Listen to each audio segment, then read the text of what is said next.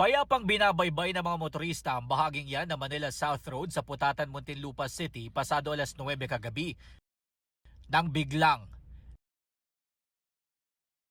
nabuwal ang isang malaking puno ng akasya.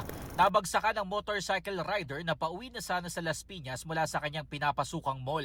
Ayon sa Muntinlupa DRRMO, naisugod pa siya sa ospital pero namatay kalaunan. Based sa assessment ng ating mga nurses kanina ay negative pulse, negative breathing po ang ating pasyente. So medyo hindi maganda yung pagtama ng puno sa katawan niya. Bukod sa rider, nabagsakan din ng puno ang isang multipurpose vehicle at dump truck. Ayon sa driver ng MPB, nagulat na lang sila ng kanyang mga pasahero nang biglang bumagsak sa kanilang sasakyan ng puno. Okay naman po ako sir, medyo pasalamat sa Diyos dahil wala akong galos. Ang kawawa po yung nadaganan kanina ng puno, yung nakamotor.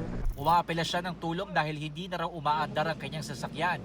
Left and right po, talagang na-damage po yung sasakyan. Wala naman po akong laging kasalanan sa nangyari.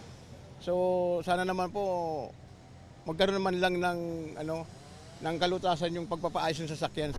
Sabi ng mga otoridad, posibleng dahil sa katandaan kaya bumigay na ang puno. Inaalam na raw nila sa ngayon kung may mga residente bang walang supply ng tubig matapos masira ang ilang metro ng tubig kung saan nakatirik ang puno. Pasado alauna na ng madaling araw nang maklear at madaanan ng mga motorista ang dalawang linya ng kalsada. Madulas pa raw kasi ang ibang bahagi ng kalsada dahil sa mga kusot ng pinagtabasan ng puno.